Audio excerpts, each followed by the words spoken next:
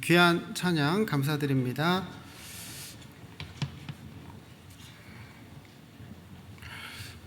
안녕하십니까? 네, 반갑습니다. 저는 평택교회에서 교제하는 김정호 형제입니다. 먼저 기도하고 시작하겠습니다. 함께 기도하시겠습니다. 사랑의 하나님, 저희를 구원하여 주시고 주님의 몸된 교회 안에서 신앙생활 할 수 있도록 날마다 은혜를 더하여 주셔서 너무나 감사를 드립니다.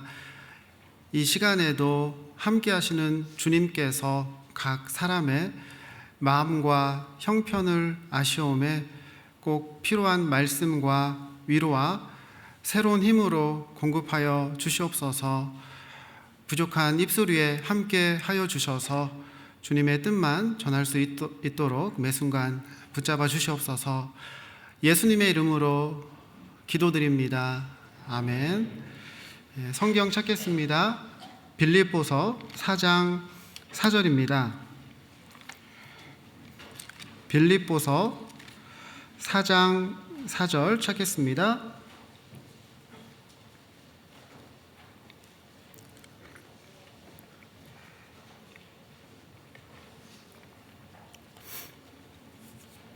빌립보서 4장 4절 말씀을 함께 읽겠습니다. 주 안에서 항상 기뻐하라. 내가 다시 말하노니 기뻐하라. 항상 기쁘십니까? 대답을 밝게 네 하신 분도 계시고요. 대답을 선뜻 좀 못하신 분도 계신 것 같습니다. 우리가 아직은 연약한 그런 육신 가운데 또 마귀가 역사하는 유혹이 있는 세상 가운데 살아가다 보니 항상 기뻐하면 좋은데요, 그렇지 못할 때도 있는 것 같습니다. 오늘 말씀을 통해 좀 더 기쁘게 신앙생활 할 수 있는 그런 시간이 되셨으면 좋겠습니다. 그런데 말씀을 듣다 보면 조금 졸릴 수도 있을 겁니다. 제가 말씀을 전하다가 졸음이 오시는 것 같다, 좀 졸고 계시는 것 같다, 그렇게 의심이 되는 분이 계시면 제가 의심하겠습니다. 제가 여기서 할 수 있는 게 많지 않지 않습니까? 그리고 찬양은 잘 못하지만 잠을 깨우기 위해서 중간에 조금만 하도록 하겠습니다. 에베소서는 교회에 대해서 우리에게 잘 말씀해 주고 계시고요. 빌립보서는 교제 가운데 주님 안에서 기쁘게 생활하는, 어떻게 기쁘게 신앙생활을 할 수 있는지 많은 말씀을 주십니다. 4장밖에 안 되는 짧은 성경인데요, 기쁨과 관련된 표현이 한 20번 정도 나오고, 또 예수님 안, 주님 안, 이런 표현이 40번 정도 나옵니다.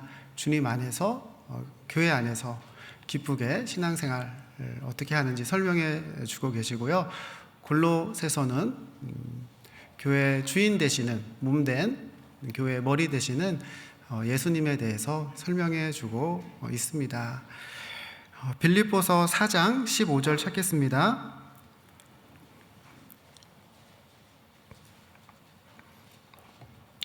빌립보서 4장 15절입니다.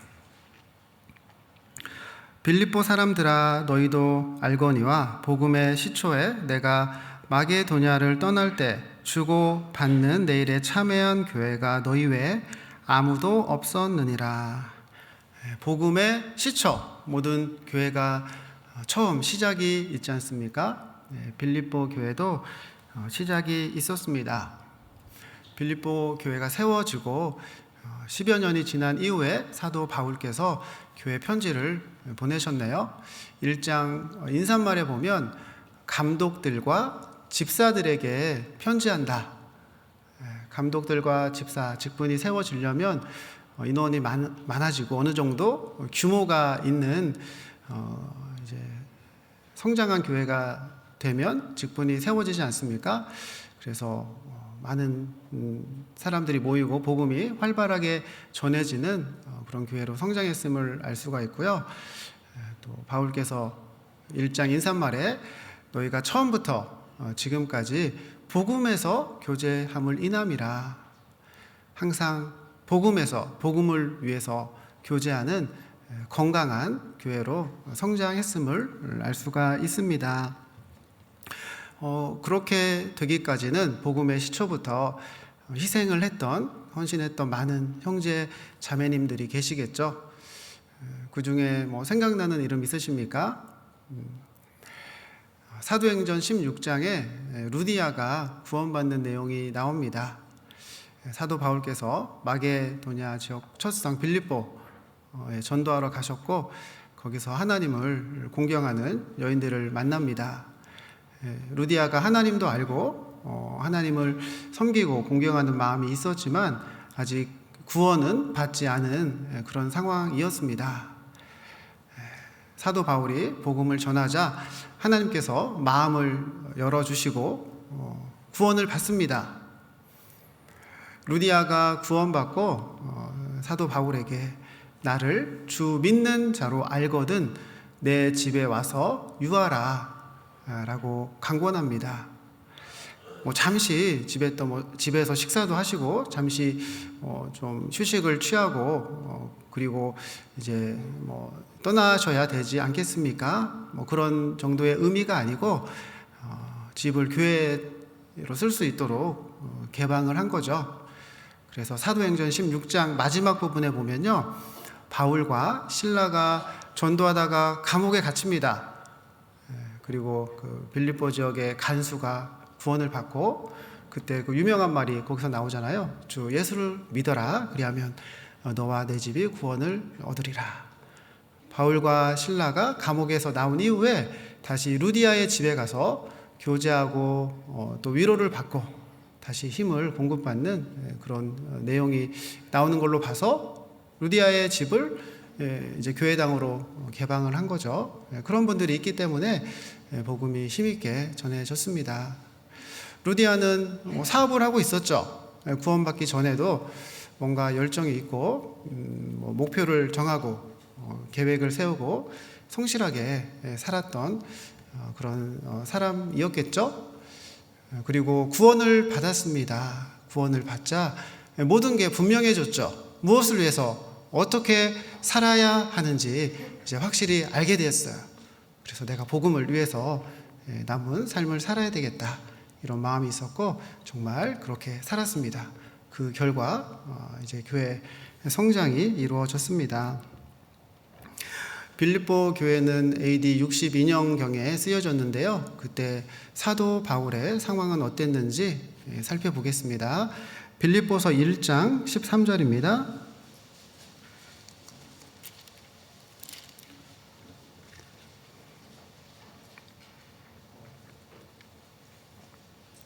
빌립보서 1장 13절 말씀을 함께 읽겠습니다. 이러므로 나의 매임이 그리스도 안에서 온 시위대 안과 기타 모든 사람에게 나타났으니. 나의 매임. 사도 바울은 매여 있었습니다. 로마 감옥에 있었는데요. 가택연금과 비슷한 상황입니다. 집에 갇혀 있었고요. 쇠사슬에 매여 있었고 로마 군병이 지키고 있었습니다. 그래도 다행히 면회는 가능해서요, 찾아오는 분들과 교제할 수 있었습니다. 사도 바울은 매여 있었지만 여전히 복음을 위해, 교회를 위해 헌신했습니다. 우리도 상황은 다 다르지만 무언가에 매여 있습니다. 어떤 분들은 자녀가 너무 어려서 이제 양육하는 그 일에 매여 있기도 하고요.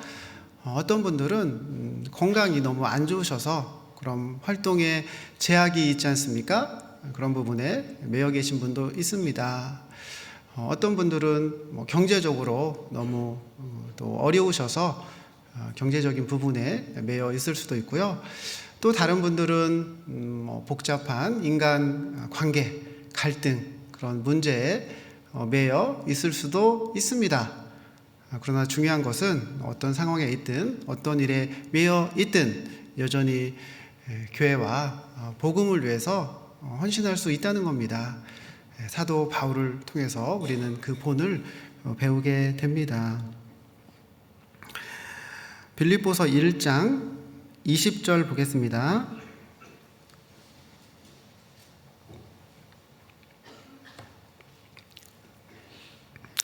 나의 간절한 기대와 소망을 따라 아무 일에든지 부끄럽지 아니하고 오직 정과 같이 이제도 온전히 담대하여 살든지 죽든지 내 몸에서 그리스도가 종이 되게 하려 하나니. 살든지 죽든지 둘 중에 하나지 않습니까? 어떤 상황, 어떤 장소, 어떤 시간에 있든지 사도 바울은 오직 주님을 위해서, 교회를 위해 하나님께 영광이 되고 예수님이 존귀케 되셨으면 좋겠다, 그런 마음으로 살았습니다. 어릴 때 돋보기 가지고 이제 검은색 좀 얇은 종이 태우는 그런 놀이 실험을 해본 그런 기억이 있으실 겁니다. 초점을 잘 맞추면은 종이에 불이 붙지 않습니까? 그러니까 우리의 삶의 초점이 분명해야죠. 집중을 해야 되잖아요. 그래야 결과가 있게 됩니다. 같은 마음으로 함께 일을 했던 많은 사도 바울의 동역자들이 있습니다. 빌립보 성경에도 소개가 되어 있는데 찾아보겠습니다. 2장 25절입니다. 빌립보서 2장 25절. 빌립보서 2장 25절입니다. 그러나 에바브로디도를 너희에게 보내는 것이 필요한 줄로 생각하노니 그는 나의 형제요 함께 수고하고 함께 군사된 자요 너희 사자로 나의 쓸 것을 돕는 자라. 동역자, 함께 군사된 자, 에바브로디도가 소개되고 있습니다. 에바브로디도의 이름의 뜻은 미의 여신 아프로디테를 섬기는 자라는 뜻입니다. 이름으로 미루어 보아 에바브로디도는 유대인이 아니고 이방인이었음을 알 수 있습니다. 에바브로디도는 하나님을 모르고 우상을 섬기고 그렇게 헛된 삶을 살아가고 있었습니다. 그러던 어느 날 말씀을 들었겠죠. 복음을 들었습니다. 그리고 참된 사랑을, 영원한 천국의 소망을 가지게 됐습니다. 그리고 큰 은혜 가운데 결심했겠죠. 너무 감사하다. 남은 삶은 복음을 위해서 살아가야 되겠다, 그런 마음이 있었고요. 그리고 정말 그렇게 살아갔습니다. 그러던 어느 날 또 어려운 일도 찾아오겠죠. 빌립보서 2장 30절 보겠습니다. 저가 그리스도의 일을 위하여 죽기에 이르러도 자기 목숨을 돌아보지 아니한 것은 나를 섬기는 너희의 일에 부족함을 채우려 함이니라.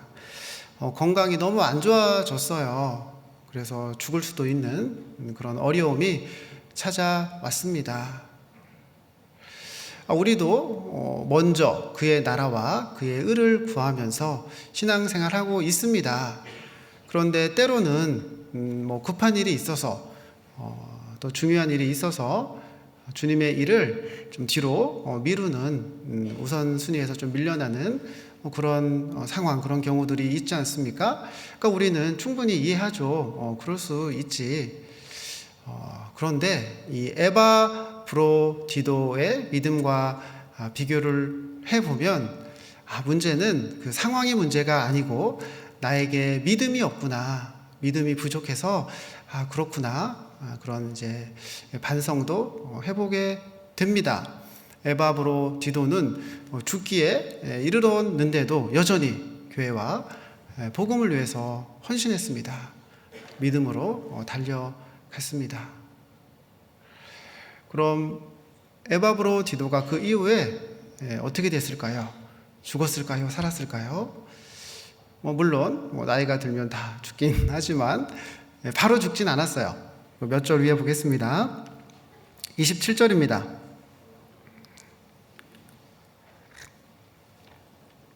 빌립보서 2장 27절. 저가 병들어 죽게 되었으나 하나님이 저를 긍휼히 여기셨고 저뿐 아니라 또 나를 긍휼히 여기사 내 근심 위에 근심을 면하게 하셨느니라. 하나님께서 에바브로 디도를 긍휼히 여기셨습니다.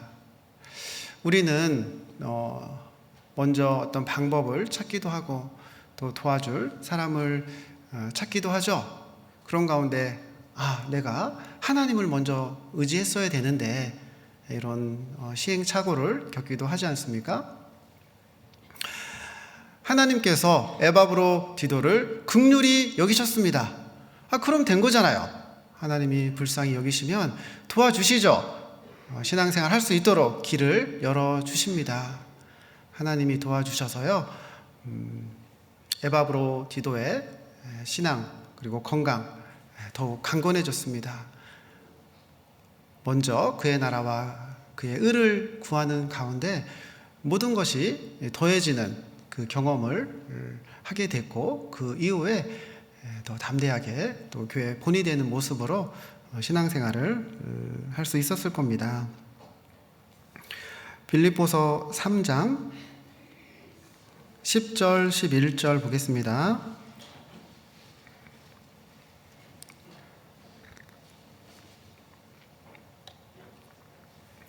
빌립보서 3장 10절 11절 말씀을 함께 읽겠습니다. 내가 그리스도와 그 부활의 권능과 그 고난에 참여함을 알려하여 그의 죽으심을 본받아 어찌하든지 죽은 자 가운데서 부활에 이르려 하노니. 우리가 구원받을 때 십자가에서 죽었습니다. 그리고 예수님의 부활하심, 또 우리 역시 부활했어요. 너무 이제 순식간에 일어난 일이다 보니 좀 실감이 안 될 수도 있지만 사실 그렇죠. 그리고 아직 우리가 연약한 육체 가운데 살아가고 있기 때문에 사도 바울께서 고린도전서 15장에 나는 날마다 죽노라 라고 말씀을 하세요. 새가 새장에 갇혀 있습니다. 새장에서 나가고 싶습니다. 자유롭게 날아다니고 싶어요. 어떻게 하면 새가 새장에서 나갈 수 있을까요? 이렇게 주인이 열어줘야 되는데 그 새 주인도 새장을 사고 새를 사고 집에서 가꾸고 보려고 이렇게 구입을 했을 텐데 문을 열어서 날아가게 하지는 않겠잖아요. 어떻게 하면 좋을까? 새가 죽은 척 했습니다. 주인이 새가 왜 이러지? 어디 아픈가? 죽었나 하고 꺼내 볼 거 아닙니까? 꺼낼 때 쫙 이렇게 날아가면 날아갈 수 있습니다. 우리에게 주는 교훈이 있죠. 내가 죽어야 내 생각이, 내 의견이, 내 육신의 연약함이, 게으름이 죽어야 내 안에 계신 성령께서, 주님께서 자유롭게 역사하실 수가 있습니다. 얼마 전에 꿈을 꿨는데요. 제가 엘리베이터 앞에서 기다리고 있었습니다. 그런데 이제 목사님이 오셨어요. 그래서 어디를 같이 가자고 하셨습니다. 저는 같이 가기 싫었습니다. 저도 제 갈 길이 있지 않습니까? 그래도 같이 가자고 하시니까 알겠다고 했습니다. 그리고 제가 스타렉스를 운전을 하려고 했는데 목사님이 이렇게 직접 하시겠대요. 그래서 제가 옆에 탔습니다. 어디론가 갑니다. 자꾸 이렇게 위로 올라가는데 한참 가다 보니까 옆에 낭떠러지가 있고 밑에는 바다인 거예요. 계속 올라가는데 저 앞쪽에 보니까 급 커브가 있습니다. 그럼 속도를 줄여야 되지 않습니까? 네. 속도를 줄이시지 않고 계속 막 이제 빠르게 달려가시는 거예요. 그러니까 걱정되잖아요. 이거 이러면 안 되는데, 큰일 나는데. 아니나 다를까. 코너를 도는데요. 이제 관성 때문에 차가 점점 이렇게 쏠리더니 떨어졌습니다. 저 죽는 줄 알았어요. 정신을 차려보니 그 바다 해변 모래사장이 있는 곳에 떠내려와 있었습니다. 순간 드는 생각이 이거 핸드폰 고장 났겠다. 이거 바닷물 짠물인데 이런 생각도 들어서 핸드폰을 꺼냈거든요. 근데 그 순간 핸드폰이 막 울리는 거예요. 이제 알람 소리죠. 저는 이제 잠옷을 입고 있었고 잠에서 깼습니다. 그 순간 오래전 기억이 났습니다. 제가 구원받기 전에 운전면허 딴 지 얼마 안 되고 운전하다가 진짜로 떨어져서 죽을 뻔한 적이 있었거든요. 다행히 이제 안 떨어져서 안 죽었죠. 그 이후에 이제 구원을 받았어요. 그때 죽었으면 지옥 갈 뻔했잖아요. 큰일 날 뻔했잖아요. 그래서 잠깐 제가 이제 안 죽고 그때 안 죽고 구원받은 게 너무 다행이다, 감사하다 그런 마음이 있었는데 시간이 오래 지나가다 보니 좀 잊고 있었죠. 그런데 그때 그런 생각들, 그런 마음들이 다시 좀 이제 회복이 되는 그런 시간이었습니다. 그런데 저기 떨어지는 꿈 꾸면은 키가 큰다고 하던데요. 제가 어른이어서 더 키가 크진 않을 것 같고, 그런데 신앙의 키는 점점 자라갑니다. 예수님 오실 때까지 예수님을 닮아가면서 영적인 사람은 점점 자라고 강건해져 갑니다. 우리가 구원받을 때 죽었고요. 사실 인생의 목적, 태어난 목적, 얻을 건 다 얻었습니다. 허무한 삶을 살아가다가 죄를 짓고 죄인으로 살아가다가 심판받고 영원한 지옥에 갈 운명이었지 않습니까? 그런데 구원을 받을 때 참된 사랑을 알게 됐고요. 영원한 준비를 하게 됐습니다. 이제 죽어도 여한이 없는 그런 사람이 되고 인생의 목적을 달성한 거죠. 그러니까 구원받은 이후의 삶은 사실 이제 덤으로 사는 거예요. 빵집에 갔습니다. 빵을 10개 샀어요. 그런데 주인 아주머니가 빵을 많이 샀다고 덤으로 빵을 하나 더 주시는 거예요. 단팥빵을 덤으로 주셨습니다. 그런데 받는 입장에서 저 팥 싫어하거든요. 서버로로 주세요! 막 이렇게 요구할 수는 없지 않습니까? 덤으로 주는 거니까 이제 감사합니다 하고 감사함으로 받으면 되는 거죠. 우리의 구원받은 이후의 삶이 그렇습니다. 하루하루 덤으로, 선물로, 은혜로 주어지는 거죠. 항상 감사함으로 신앙생활 하시면 됩니다. 그리고 주님은 좋은 분이시잖아요. 날마다 좋은 것으로, 선한 것으로, 영원한 것으로 우리에게 주십니다. 빌립보서 1장 8절 보겠습니다.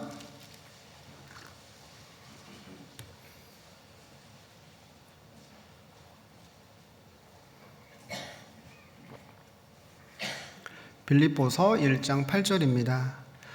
내가 예수 그리스도의 심장으로 너의 무리를 어떻게 사모하는지 하나님이 내 증인이시니라. 예수 그리스도의 심장으로. 심장이 어떻게 뛸까요? 어떤 소리를 내면서 뛸까요? 심장이 두근두근, 쿵쾅쿵쾅 이렇게 심장이 뛰는데요. 생각해 보는 겁니다. 예수님의 심장에서는 어떤 소리가 날까요? 아마 이런 소리가 나지 않을까요? 전도, 전도, 전도. 우리도 예수님의 심장으로 살아가고 있습니다. 우리의 심장도 뛰고 있어요. 오늘도 나의 심장이 뛰고 있습니다. 심장이 뛴다는 것은 살아있다는 거죠. 내가 왜 살아있을까? 내 심장이 왜 뛰고 있을까? 전도를 위해서 우리가 하루하루 살아갑니다. 내 심장도 전도. 우리는 그리스도의 심장으로 살아갑니다. 오늘도 우리는 주님 안에서 살아 있습니다. 빌립보서 3장 15절 보겠습니다.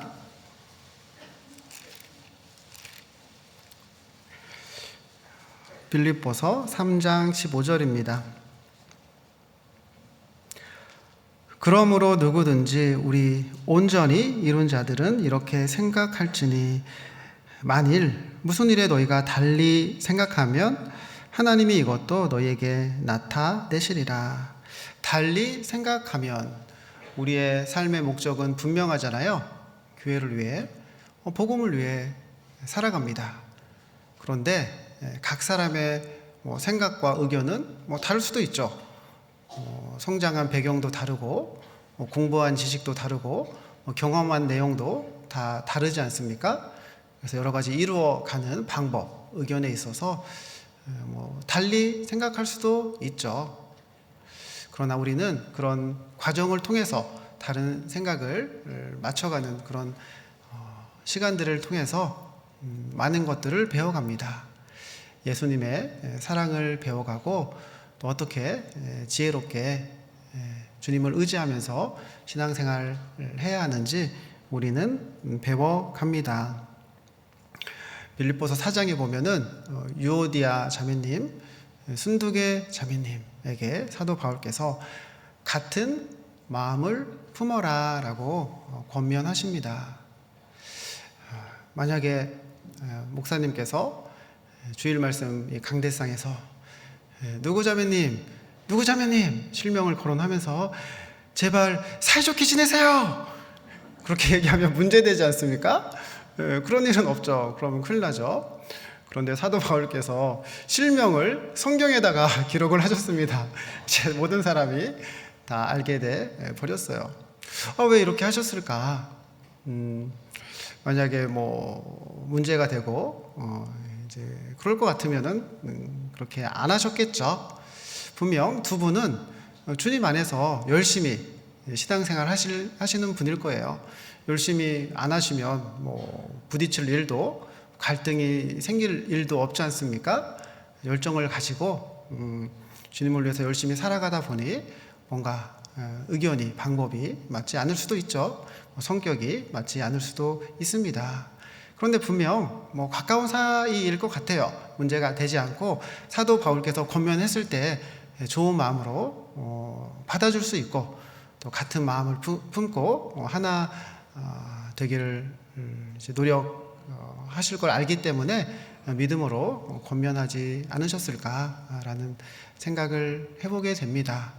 같은 마음, 어떤 마음을 품어야 할까요? 빌립보서 2장에서는 예수님의 마음을 품어라. 예수님께서는 높은 곳에 계셨는데 모든 것을 버리고 모든 것을 다 비우시고 이 땅에 내려오셨습니다. 그리고 가장 낮은 십자가까지 가셨죠.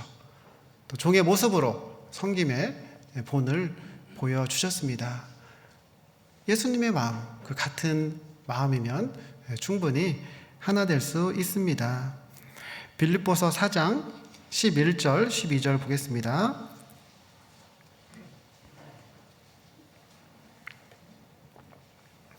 빌립보서 4장 11절, 12절입니다.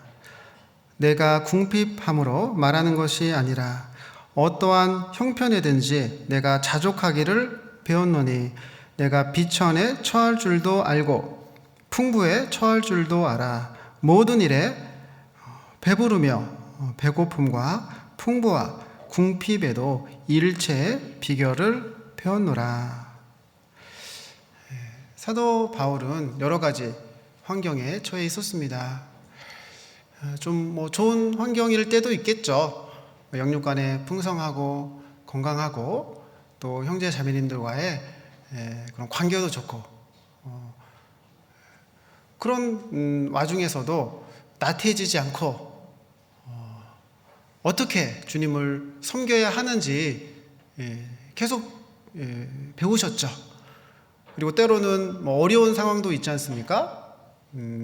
몸이 아플 때도 있고 경제적으로 어려울 때도 있고 그리고 갈등이 있고 여러 가지 관계에 문제가 생길 그런 때도 있지 않습니까? 그런 때에도 만족하고 감사하고 주님을 의지하고 예수님을 배워가며 교회를 위해 복음을 위해 어떻게 살아갈 수 있는지 배우셨고 또 본된 모습을 보여주셨습니다.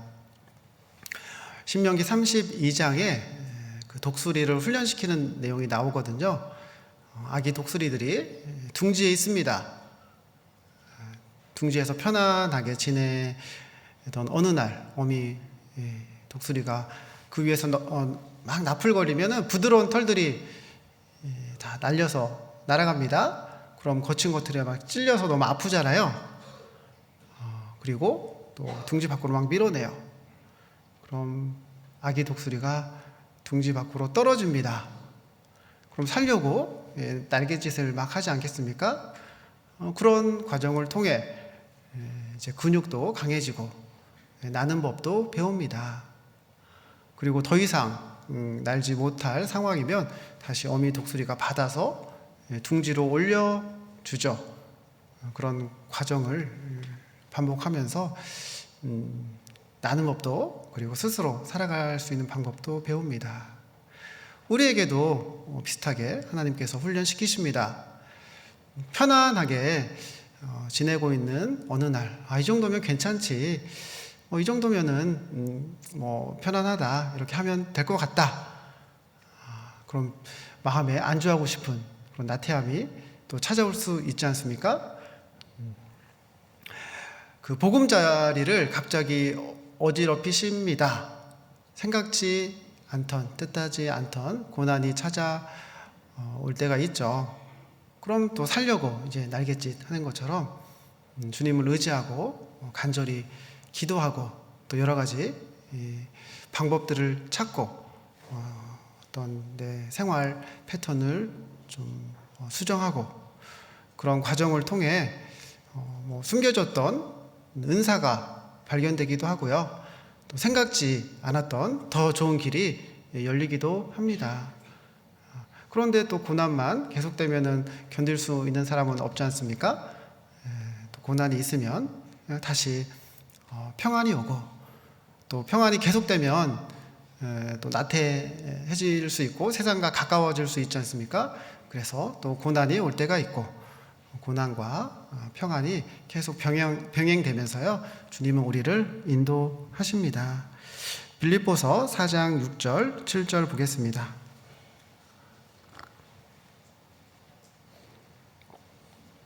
빌립보서 4장 6절 7절 말씀을 함께 읽겠습니다. 아무것도 염려하지 말고 오직 모든 일에 기도와 간구로 너희 구할 것을 감사함으로 하나님께 아뢰라. 그리하면 모든 지각에 뛰어난 하나님의 평강이 그리스도 예수 안에서 너의 마음과 생각을 지키시리라. 아무것도 모든 일에 다 포함이 됩니다. 염려하지 말고 이제 간절히 주님께 구하면 당장 해결해 주신다 그렇게 말씀하신 건 아니고 주님 안에서 우리의 마음과 생각을 지켜주신다고 하십니다. 마음의 평강이 임하는 거죠. 간절히 기도했더니 믿음이 생기는 거예요. 그렇지, 우연이 없지, 하나님이 허락하신 상황이지, 하나님 나를 사랑하시고 좋은 것으로 선한 결말로 주시기 위해서 이렇게 인도하시는구나. 그런 믿음이 생기면 평안이 임하겠고 그리고 믿음대로 이루어질 겁니다. 빌립보서 4장 13절 말씀도 함께 읽겠습니다. 내게 능력 주시는 자 안에서 내가 모든 것을 할 수 있느니라. 그리고 직접 경험하게 되죠. 내게 능력 주시는 자 안에서, 교회 안에서 모든 것을 할 수 있구나. 처음에 연초에 직분을 부탁받았을 때 내가 할 수 있을까 그런 염려가, 걱정이, 두려움이 있었는데 정말 주님을 의지하고 한 걸음 한 걸음 같이 나아가는 가운데 교회 안에서 능력 주시는 자 안에서 할 수 있는 거구나 경험하면서 더욱 하나님을 의지하고 믿음이 성장하게 됩니다. 빌립보서 1장 25절 찾겠습니다.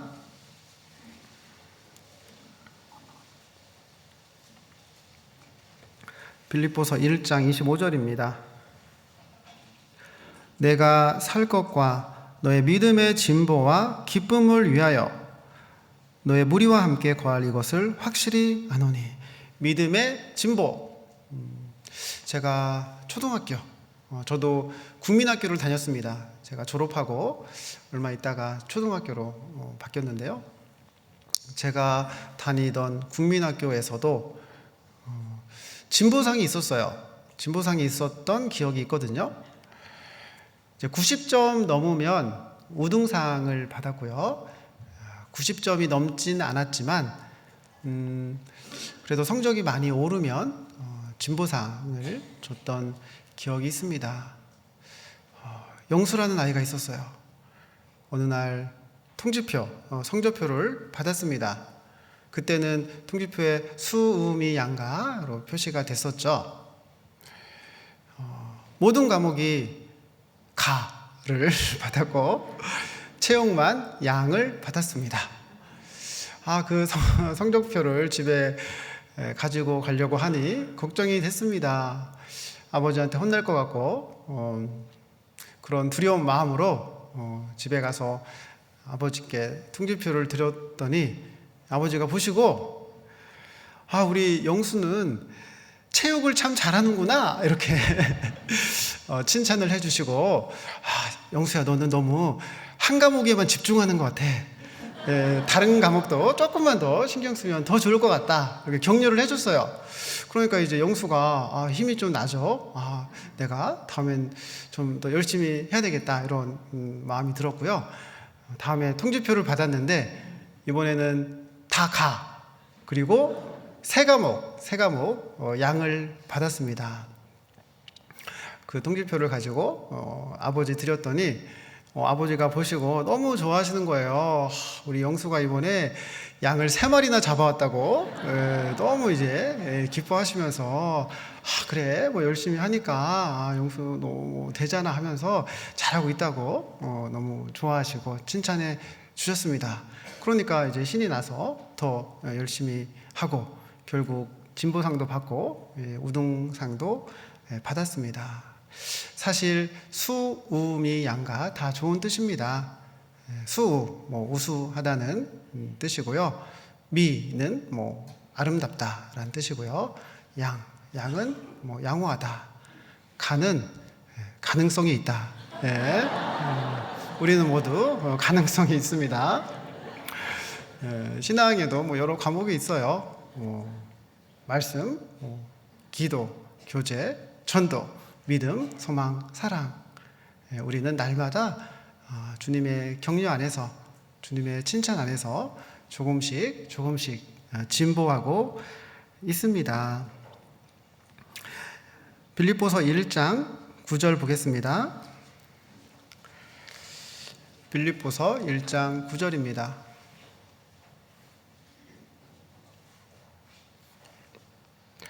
내가 기도하노라 너의 사랑을 지식과 모든 총명으로 점점 더 풍성하게 하사. 점점 더 풍성해집니다. 신앙이 좋아지는 것도 점점 좋아지고요. 신앙이 안 좋아지는 것도 점점 안 좋아집니다. 점점이라는 뜻은 자기도 모르는 사이에 조금씩이라는 뜻이에요. 교제 안에 있다 보니까 뭔가 변화가 없는 것 같았는데 시간이 지나고 돌아보니 많이 성장한 자신의 모습을 발견하게 됩니다. 빌립보서 2장 12절에서는 두렵고 떨림으로 너의 구원을 이루라 라고 말씀을 하시죠. 1장 10절 또 보겠습니다. 1장 10절 말씀은 함께 읽겠습니다. 너희로 지극히 선한 것을 분별하며 또 진실하여 허물 없이 그리스도의 날까지 이르고. 지극히 선한 것을 분별하며. 주님 안에 선한 것들이 많이 있어요. 그리고 죄가 아닌 것들도 많이 있습니다. 그리스도인이 할 수 있는 거 많이 있어요. 그런데 그 중에서도 하나님 보시기에, 하나님이 내 상황을 보시기에 지극히 선한 것이 있다는 거죠. 주님이 가장 원하시는 게 있지 않습니까? 내가 그것을 선택했을 때 다른 것들은 사라지는 거죠. 신앙이 성장한다는 것은 정말 주님이 기뻐하시는 지극히 선한 것을 분별해가고 선택할 수 있다면 신앙이 좀 더 성장했다라고 생각할 수 있겠죠. 11절입니다. 예수 그리스도로 말미암아 의의 열매가 가득하여 하나님의 영광과 찬송이 되게 하시기를 구하노라. 10절에서는 그리스도의 날까지 이르고 그리스도의 날에 열매가 풍성했으면 좋겠습니다. 칭찬이 가득했으면 좋겠습니다. 이제 그 날을 위해 또 필요한 여러 가지 것들이 있지 않습니까? 빌립보서 2장 2절입니다.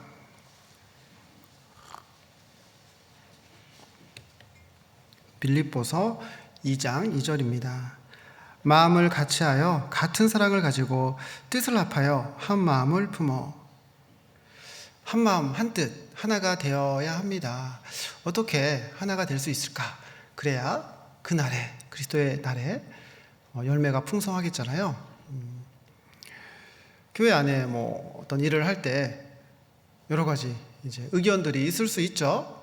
회의를 하지 않습니까? 이제 공지하고 이런 일을 해야 되는데 어떻게 하면 좋겠습니까? 그럼 여러 의견들을 제시할 겁니다. 계속 회의만 하고 계속 의견만 제시할 수는 없죠. 또 뭔가 결정을 하고 또 일을 해야 되지 않습니까? 그럼 하나님께서 앞에서 세우신 분이 있잖아요. 그분이 충분히 들어보고 기도하고 결정하면 또 거기에 마음을 같이 해주고 순종해주고 그럼 교회가 하나 되고 주님의 일이 이루어집니다. 좋은 방법으로 했다고 되는 게 아니잖아요. 하나님이 도와주셔야죠.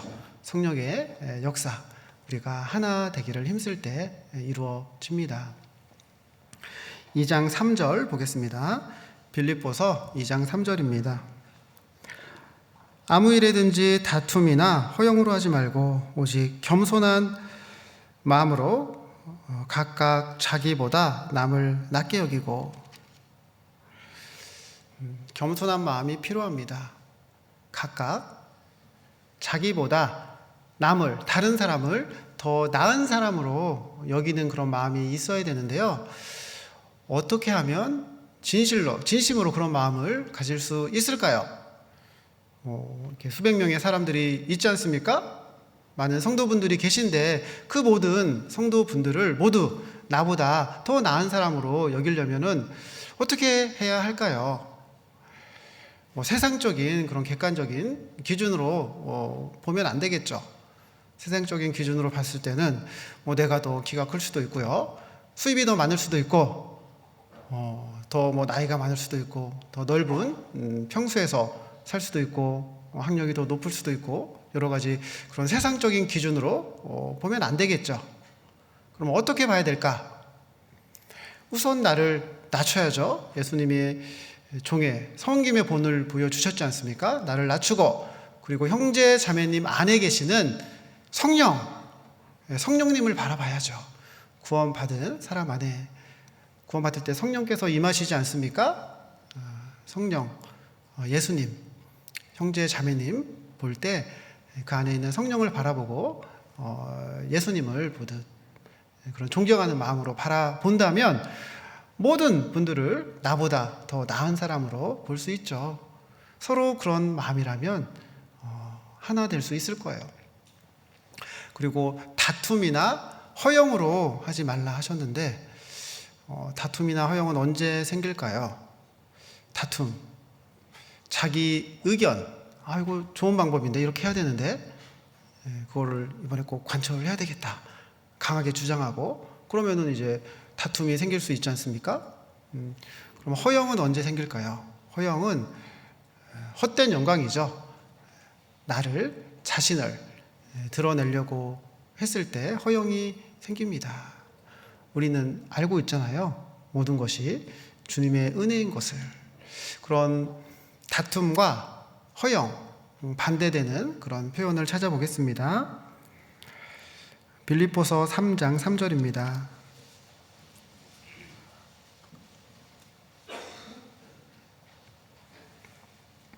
빌립보서 3장 3절.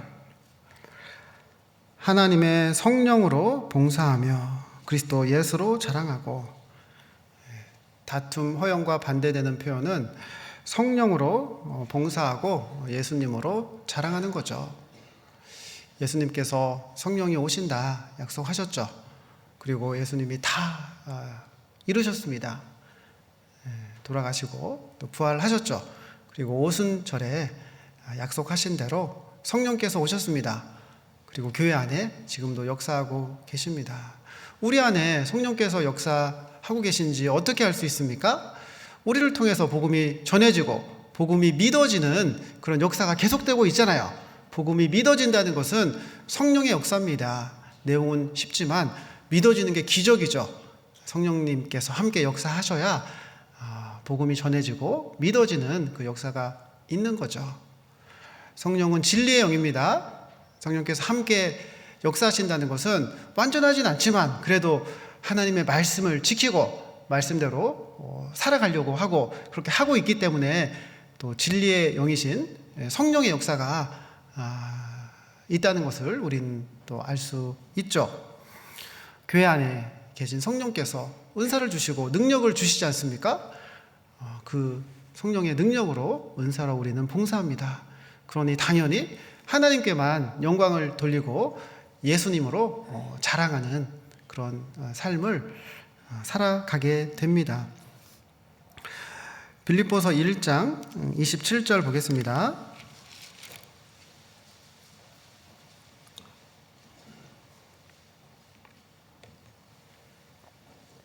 빌립보서 1장 27절입니다. 오직 너희는 그리스도 복음에 합당하게 생활하라. 복음에 합당하게 생활하라. 고린도전서 10장에서는 먹든지 마시든지 무엇을 하든지 하나님의 영광을 위해 하라라고 하셨죠. 밥을 한 끼를 먹어도 때가 됐으니까 배가 고프니까 형식적으로 기도하면 하나님께 영광이 안 될 수 있어요. 그런데 밥을 먹을 때도 감사함으로 하나님이 주신 이 귀한 양식을 통해 에너지를 공급받고 남은 시간 하나님을 위해 복음을 위해 살아갈 수 있게 도와주세요. 그런 마음과 기도로 살아간다면 그 식사하는 시간 자체가 상급이고 영원한 영광이 되는 거죠.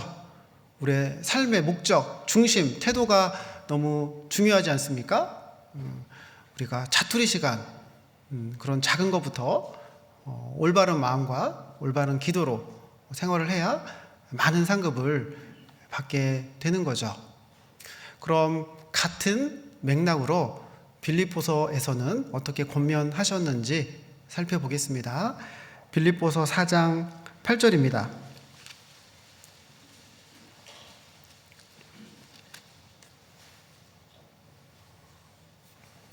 빌립보서 4장 8절 말씀 함께 읽겠습니다. 정말로 형제들아 무엇에든지 참되며 무엇에든지 경건하며 무엇에든지 오르며 무엇에든지 정결하며 무엇에든지 사랑할 만하며 무엇에든지 칭찬할 만하며 무슨 덕이 있든지 무슨 기림이 있든지 이것들을 생각하라. 무엇에든지 생각해야죠. 하나님께 영광이 되는지, 하나님 만날 그날 칭찬받을 수 있는 것인지, 영원히 기념될 만한 일인지, 주님 보시기에 옳은지 우리는 생각해 봐야 합니다. 그리고 이건 아닌 것 같다, 이렇게 좀 변화가 필요하다, 그럼 믿음의 진보, 변화가 있어야 하겠죠. 우리는 생각해야 됩니다. 대나무가 잘 자랍니다. 만물을 통해 주님의 교훈이 있지 않습니까? 중간중간에 마디가 있죠. 자라다가 마디를 짚고 또 그 위에 자랍니다. 그 중간중간에 마디가 있기 때문에 곱게 잘 자라는 거죠. 신앙에서도 중간중간에 그런 시간이 필요합니다. 때로는 모든 걸 원점에서 놓고 생각을 해봐야죠. 특별한 얘기가 아니고요. 십자가에서 시작하는 겁니다. 거기서 내가 죽었지 않습니까? 죽었다는 것은 다 내려놓는다는 거죠. 그리고 어떻게 주님 뜻대로 살아갈 수 있는지 다시 생각해 봐야 됩니다. 이제까지 이렇게 살았다고 해서 앞으로도 똑같이 살아야 되는 건 아니죠. 우리는 점점 진보합니다. 생활 구원을 이루어가고 있습니다. 말씀을, 예수님의 사랑을 아는 만큼 우리의 마음과 생활에 변화가 있죠. 내가 이제까지 조모임을 너무 못 간 것 같다. 앞으로 시간을 좀 조정해서 조모임에 좀 더 나가야 되겠다. 내가 말씀을 좀 더 볼 수 있을 것 같은데 말씀을 좀 더 봐야 되겠다. 그리고 수요일날 너무 못 갔네. 늦게 끝나도 10분을 참석하고 20분을 참석해도 가야 되겠다. 늦게라도 오면 주님께서 얼마나 예쁘게 보시겠습니까? 그 마음을 보시고 짧은 시간이지만 감동을 주시는 거예요. 사랑을 주시는 겁니다. 내가 기도를 너무 형식적으로 했다. 너무 짧은 시간 했다. 좀 더 집중해서 간절히 좀 해봐야 되겠다. 그런 생각들을 하고 조금씩 변화를 해 갑니다. 빌립보서 1장 27절, 28절.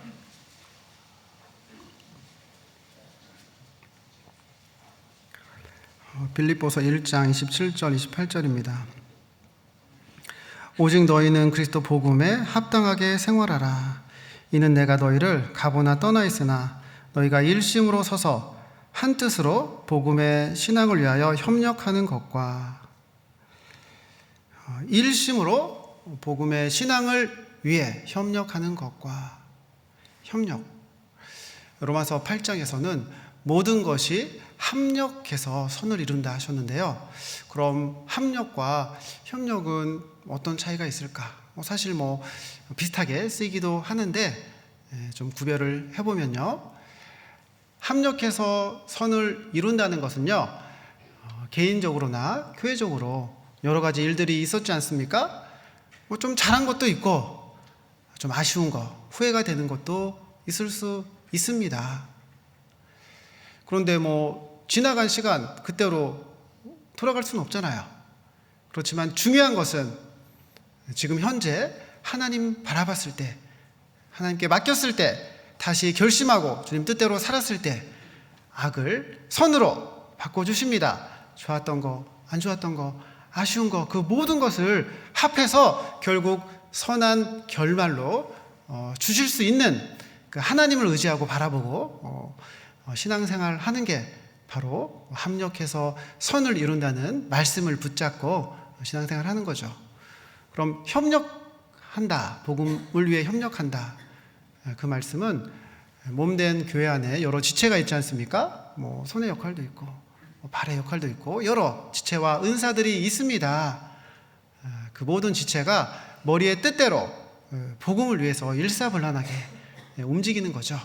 교회를 통해서 복음이, 몸된 교회를 통해서 복음이 전해집니다. 그 일에 힘을 합하고 함께 하는 것이 복음의 신앙을 위해 협력하는 겁니다.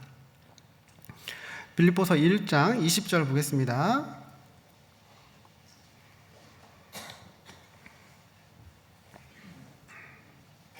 나의 간절한 기대와 소망을 따라 아무 일에든지 부끄럽지 아니하고 오직 전과 같이 이제도 온전히 담대하여 살든지 죽든지 내 몸에서 그리스도가 종기 되게 하려 하나니. 나의 간절한 기대와 소망을 따라, 어디서 많이 들어봤는데요. 은혜 찬송에 나오죠. 난 지극히 작은 자라는 제목, 부제로는 십자가의 전달자로 되어 있습니다. 난 지극히 작은 자, 죄인 중에 괴수, 무익한 날 부르셔서 간절한 기대와 소망 부끄럽지 않게 십자가 정케 하셨네. 어디든지 가리라 주 위에 서라면 나는 전하리 그 십자가.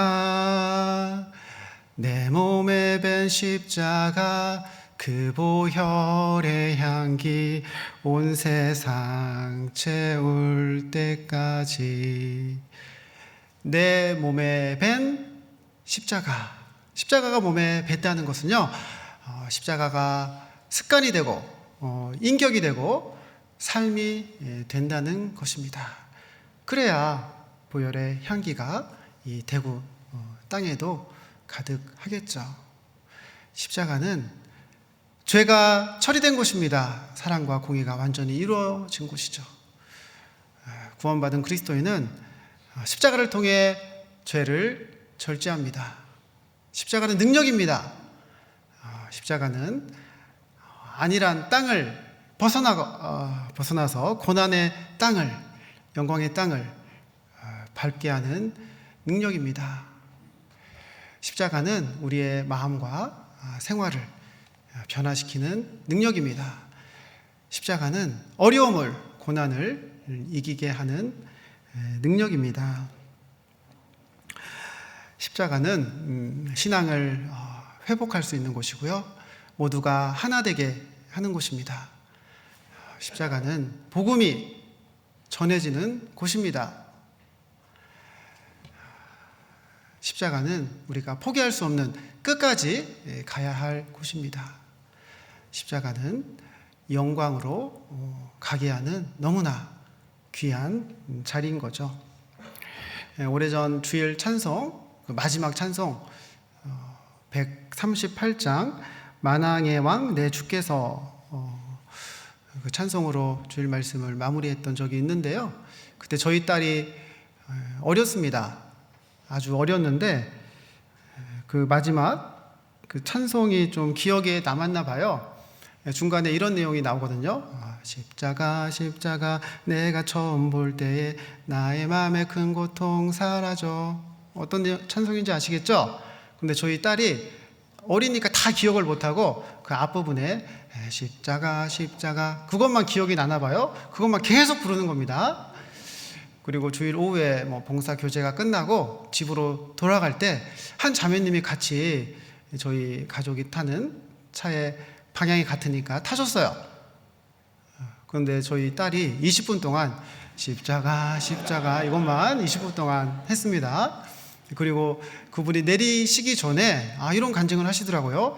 요즘 마음에 좀 평강이 없고 갈등이 있고 너무 힘들었는데 어떻게 해야 할지, 어떤 선택을 해야 할지 너무나 힘들었는데 그 십자가라는 단어를 반복해서 듣고 바라보게 되니까 어떻게 해야 될지 알겠다고 다시 이 마음의 평강이 찾아오고 믿음이 생기고 또 새로운 힘으로 신앙생활 할 수 있게 됐다고 그런 간증을 하시고 내렸던 그런 기억이 있습니다. 여기서 제가 쉬운 문제 하나 내겠습니다. 정답은 2개입니다. 한 아이가 강을 4번 건넜습니다. 그리고 산을 5번 넘겼어요. 산을 5개 넘고 보니까 사과나무 1그루, 감나무 1그루, 배나무 2그루가 있었어요. 그 감나무에 감이 몇 개 열려 있었을까요?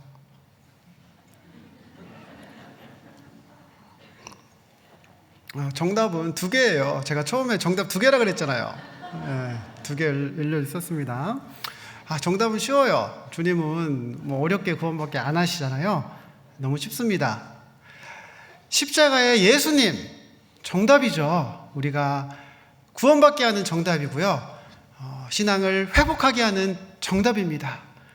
그런데 우리가 강 건너고 산 넘으면서 정답을 다 까먹었잖아요. 너무 복잡하게 생각하니까 알 수가 없지 않습니까? 너무 쉬워요.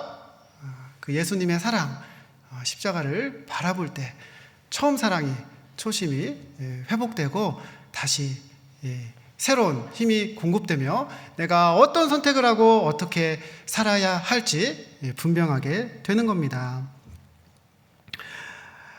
빌립보서 2장 13절 보겠습니다.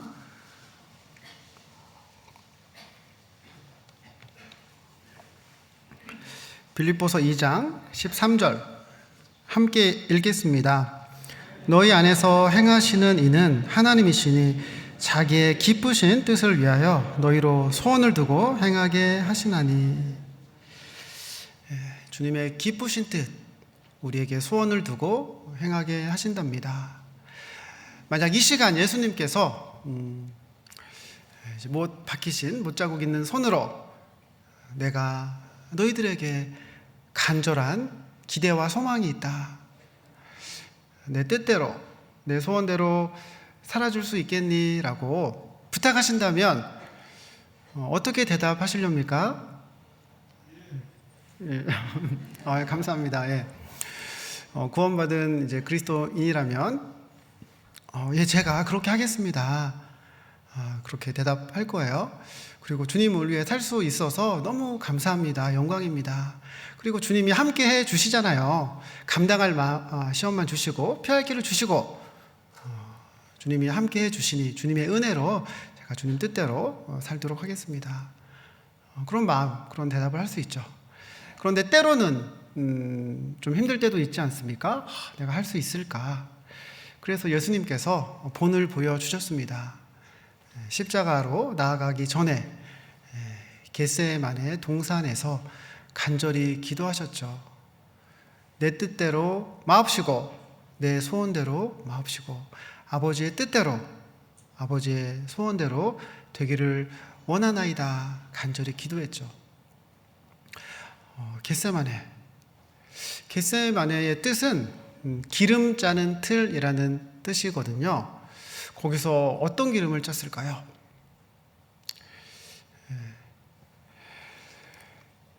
참기름 좋아하세요? 한 자매님이 계셨는데 그날따라 너무 우울해요. 애들도 이제 좀 컸다고 막 무시하는 것 같고, 엄마는 그것도 모르냐고 막 하면서 이제 학교 갔습니다. 요즘 애들 사이에 유행하는 그런 걸 어떻게 알겠습니까? 그리고 남편은 그 양복 아직 찾아놓지 않았냐고, 오늘 그거 입고 가야 되는데 하고 뭐 짜증 내면서 이제 다른 양복 입어도 되는데 집에서 도대체 뭐 하냐고 막 이렇게 하고 나갔어요. 그러니까 너무나 좀 화도 나고 우울하고 이제 다운 되겠죠. 그런데 갑자기 택배가 왔습니다. 택배를 열어보니까 참기름이 있었어요. 그러니까 어머니가, 친정엄마가 보내신 거죠. 전화했습니다. 엄마한테 전화해서 웬 참기름을 보냈냐고. 그러니까 엄마가 직접 이번에 농사를 직접 지어서 이제 방앗간에 가서 직접 짜서 참기름 만들어서 보냈다고 그렇게 얘기를 하시는 거예요. 그러니까 엄마는 몸도 안 좋으신데 무슨 뭐 직접 농사를 짓냐고 이렇게 투덜투덜 하면서 불평불만하면서 그래도 뭐 이제 감사하게 잘 먹겠다고 하고 전화를 끊었습니다.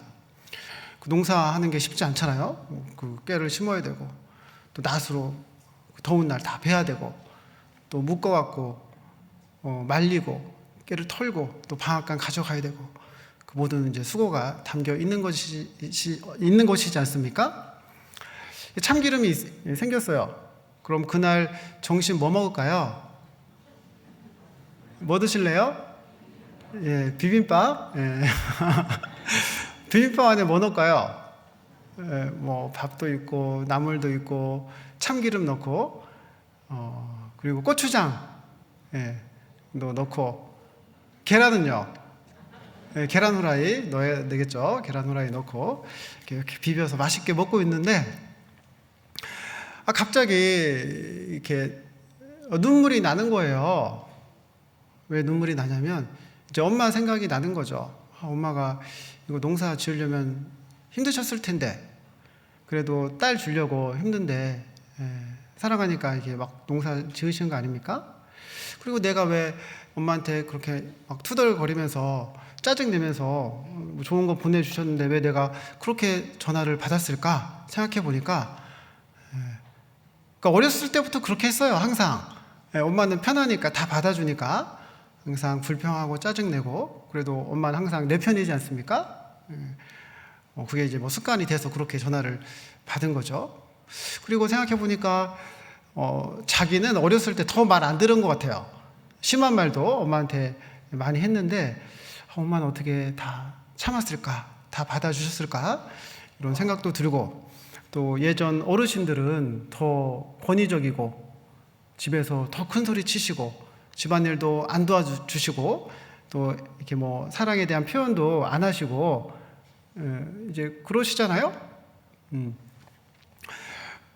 그 자기 아빠에 비하니까 그래도 남편은 뭐 착한 거예요. 집안일도 좀 도와주고 또 사랑한다는 표현도 하고 더 신사적이고, 예전에 이제 아빠는 막 큰 소리 치고 막 그러면은 그 엄마가 어떻게 참았을까? 어떻게 같이 살았을까? 뭐 그런 생각도 들죠. 엄마가 안 살아!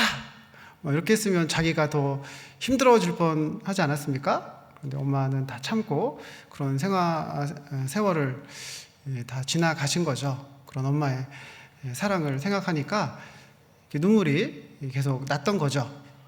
그러면서 마음이 좀 치유가 되죠. 아, 그래.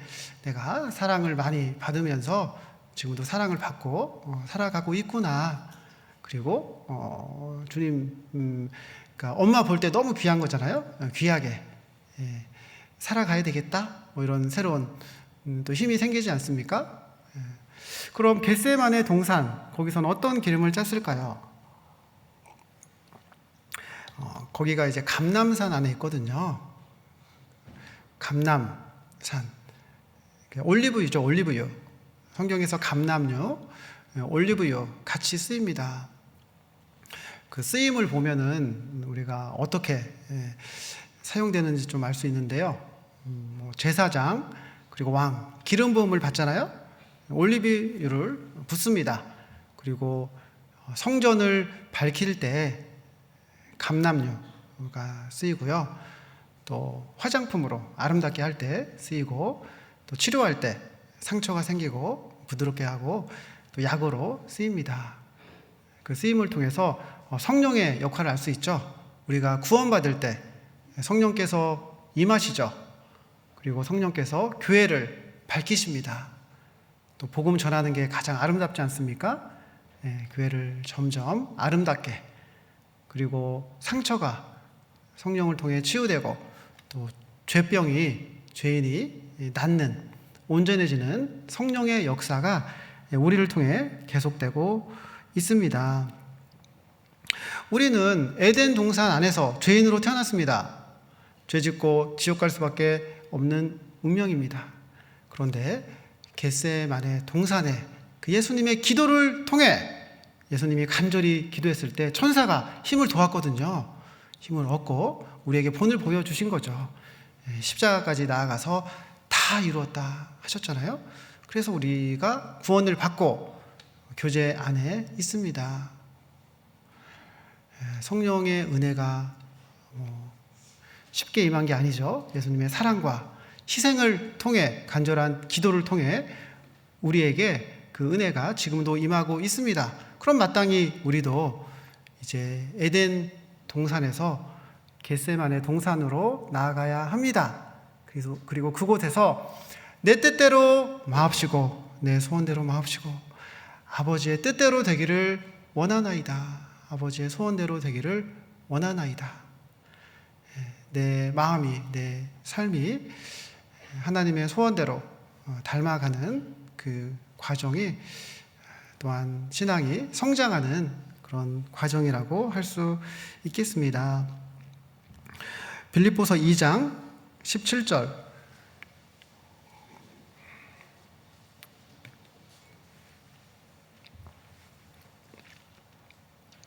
빌립보서 2장 17절 보겠습니다. 만일 너의 믿음의 제물과 봉사 위에 내가 나를 관제로 드릴지라도 나는 기뻐하고 너희 무리와 함께 기뻐하리라. 18절 말씀은 함께 읽겠습니다. 이와 같이 너희도 기뻐하고 나와 함께 기뻐하라. 사도 바울은 본을 보여주셨죠.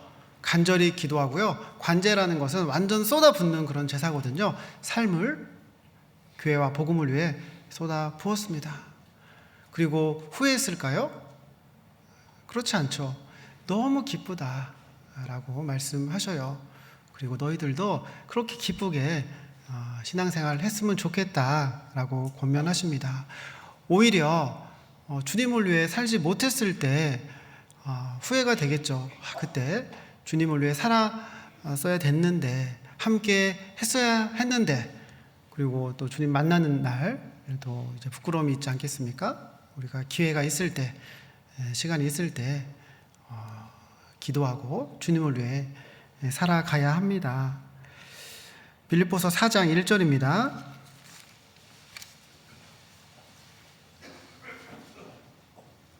빌립보서 4장 1절. 그러므로 나의 사랑하고 사모하는 형제들, 나의 기쁨이요 면류가 아닌 사랑하는 자들아, 이와 같이 주 안에 서라. 그 결과, 그렇게 살아간 결과, 열매가 있죠. 새로운 분들이 구원 받습니다. 그리고 그분들이 구역 모임에서, 조모임에서, 모두에서 간증을 합니다. 그럼 그런 간증을 들으면 너무 기쁘지 않습니까? 또 새로운 분들의 신앙이 세워져 갑니다. 주 안에서 서라. 어느덧 신앙이 성장해서 함께 봉사하는 모습을 보게 되면은 또 너무 기쁘잖아요. 그런 새로운 열매들, 영광이고 면류관이고 기쁨입니다. 그런데 주님의 성령의 역사가 있고 또 마귀의 역사, 마귀가 방해하는 그런 역사도 동시에 나타나지 않습니까? 빌립보 교회에는 어떤 마귀의 역사가 있었고 사도 바울께서는 어떤 말씀으로 대처하셨는지 살펴보겠습니다. 빌립보서 3장 8절 9절 보겠습니다.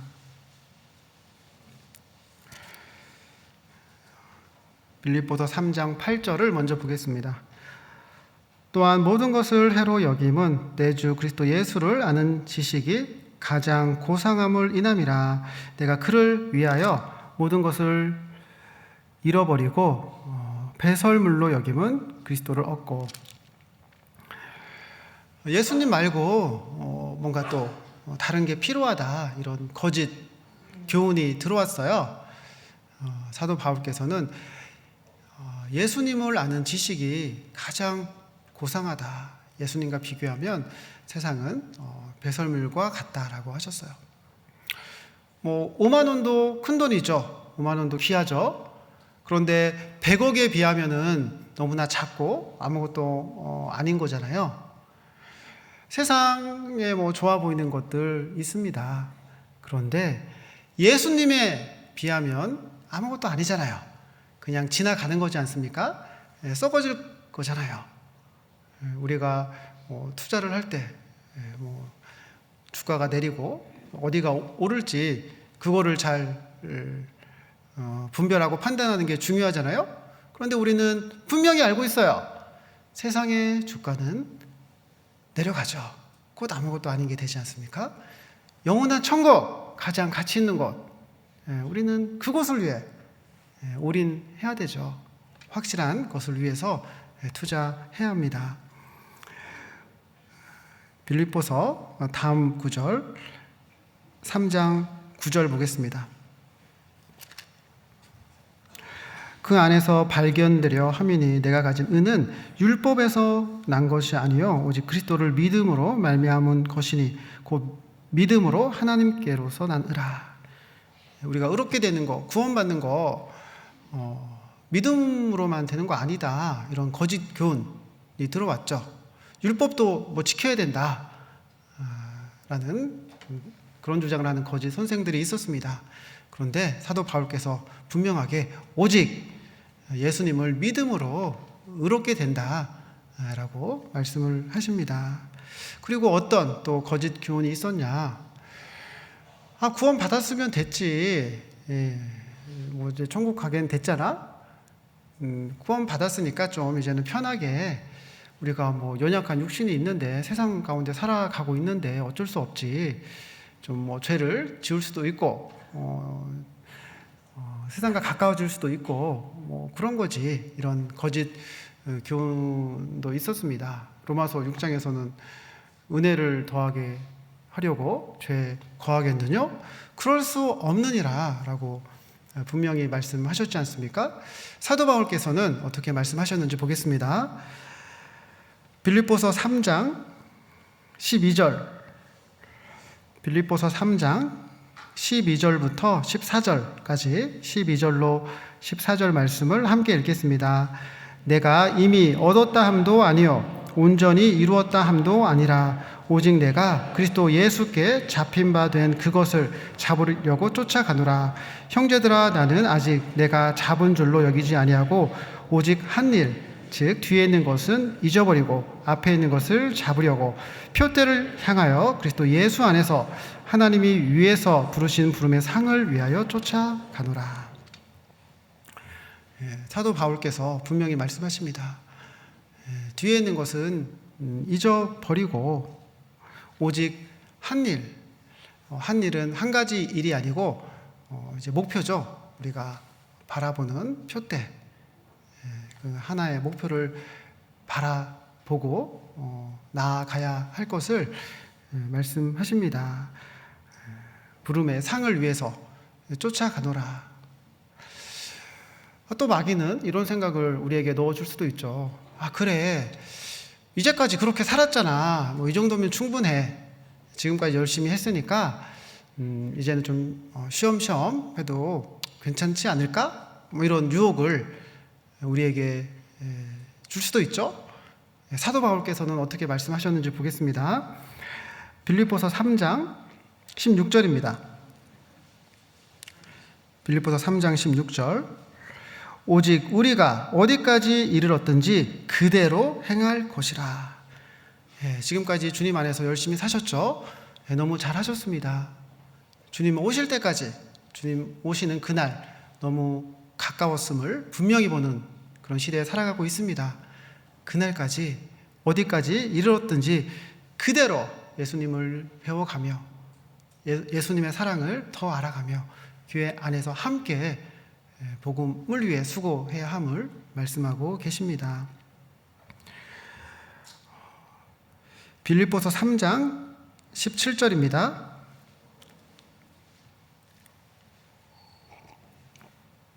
형제들아, 너희는 함께 나를 본받으라. 또 우리로 본을 삼은 것 같이 그대로 행하는 자들을 보이라. 또 이런 생각도 들 수 있잖아요. 어떻게 그렇게 살지? 예수님이니까 뭐 그렇게 사실 수 있는 거지. 난 너무 연약한데 할 수 있을까? 그런 마음도 들 수 있죠. 그래서 사도 바울께서 사도 바울은 우리와 똑같은 사람이지 않습니까? 신앙의 본을 할 수 있다는 것을 보여주셨고, 또 사도 바울과 그 어떤 사도들 제자들의 본을 받아서 또 많은 분들이 예수님을 따라갔습니다. 그런 모습들이 전해지고 이어져서 지금까지 이르고 있죠. 또 대구 교회 안에서도 복음의 시초부터 본이 됐던 많은 분들이 계시지 않습니까? 또 그 분들의 본을 받아서 지금까지 계속 교회가 이어지고 성장하고 복음이 전해지고 있습니다. 작은 것부터 변화가 있을 수 있겠죠. 말씀을 한 장 더 읽고 교재를 한 번 더 오고 변화가 생겼습니다. 그럼 그 변한 형제님을 보면서 다른 분이 저분 분명 작년에는 나처럼 나와 같이 신앙 상태가 안 좋았는데 좀 아니었는데 변했네. 그걸 보고 느끼잖아요. 변할 수 있네. 그럼 나도 좀 변화해야 되겠다. 그런 좋은 그런 자극을 받잖아요. 그래서 교회 안에 본이 된다는 것은 혼자만의 문제가 아니죠. 옆에 있는 분들에게 좋은 영향을 미치는 거지 않습니까? 너무 중요합니다. 빌립보서 1장 12절.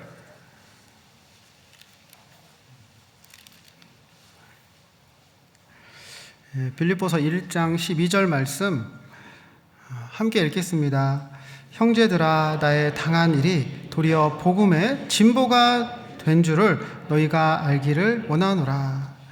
각 사람의 신앙의 진보 그리고 본이 되는 모습들이 모여서 교회를 통해 복음의 진보가 이루어졌습니다.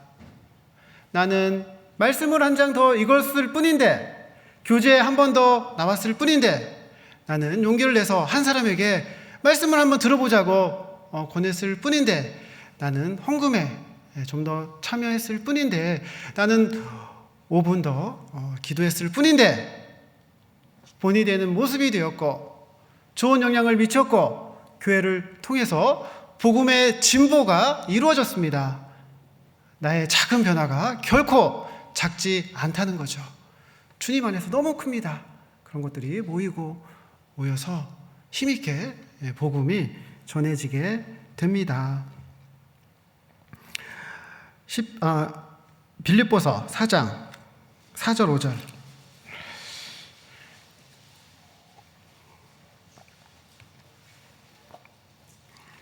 빌립보서 4장 4절 5절입니다. 주 안에서 항상 기뻐하라. 내가 다시 말하노니 기뻐하라. 너의 관용을 모든 사람에게 알게 하랴. 주께서 가까우시니라. 관용은 넓은 마음으로 예수님의 사랑으로 받아주는 거죠. 새로운 분이 왔습니다. 우리 안에 그런 관용을, 사랑을 느낀다면 하나도 이곳에 함께 하고 싶다, 그런 마음이 들겠죠. 그리고 구원받고 새로 나오시는 분들 실수 있을 수 있고 시행착오가 있을 수 있지 않습니까? 그래도 관용으로 또 사랑의 그물로 따뜻하게 받아주면 너무나 안정감을 느끼고 그 안에서 신앙이 점점 자라겠죠. 우리의 관용을 통해서 날마다 많은 분들이 함께 하게 됩니다. 항상 기뻐하라. 우리는 어떻게 항상 기뻐할 수 있을까요? 구원을 받아서 너무 기쁩니다. 구원을 받은 이후에 가장 중요한 일, 의미 있는 일, 영원한 일에 참여할 수 있어서 너무나 기쁩니다. 죽음 이후에 예수님을 다시 만날 수 있어서 너무 기쁘고요. 주님 만나는 그날 잘했다, 착하고 충성된 종아라는 칭찬을 받을 수 있기에 너무 기쁩니다. 그리고 사랑하는 형제 자매님들 다시 만날 소망이 있지 않습니까? 영원히 행복할 수 있는 소망이 있어서 너무 기쁩니다. 때로는 고난, 어려움이 있을 수 있지만 그 고난을 통해 믿음이 진보하고 복음의 진보가 나타날 수 있는 걸 알기 때문에 우리는 너무 기쁘죠. 주님 안에서 항상 기뻐할 수 있습니다. 오늘은 빌립보서 성경을 통해 주님 안에서 어떻게 기쁘게 신앙생활 할 수 있는지 살펴봤는데요. 한 구절만 더 보고 마치겠습니다. 빌립보서 4장 9절입니다.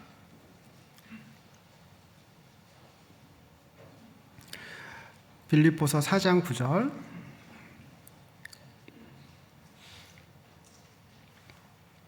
(4장 9절) 말씀을 함께 읽겠습니다. 너희는 내게 배우고 받고 듣고 본 바를 행하라. 그리하면 평강의 하나님이 너희와 함께 계시니라. 듣고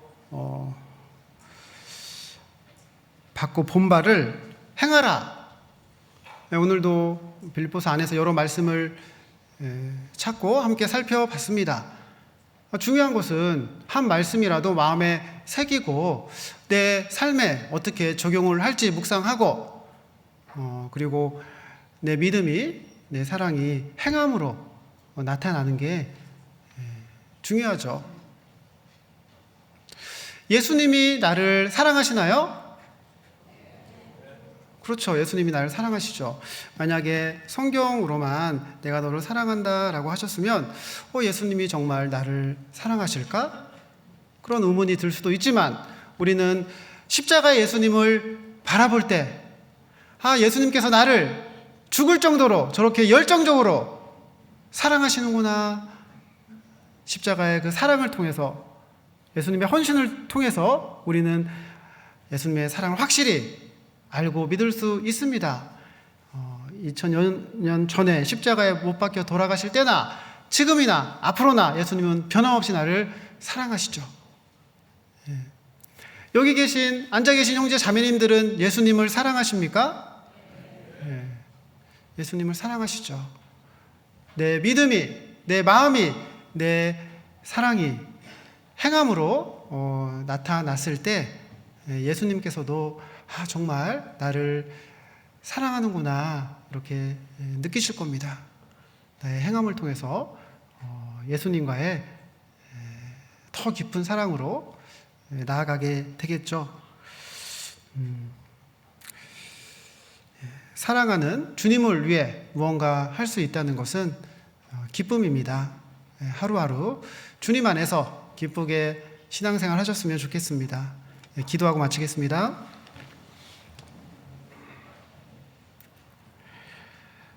사랑의 하나님, 지옥 갈 수밖에 없는 저희를 구원하여 주시고 큰 은혜로 날마다 함께하여 주셔서 너무나 감사를 드립니다.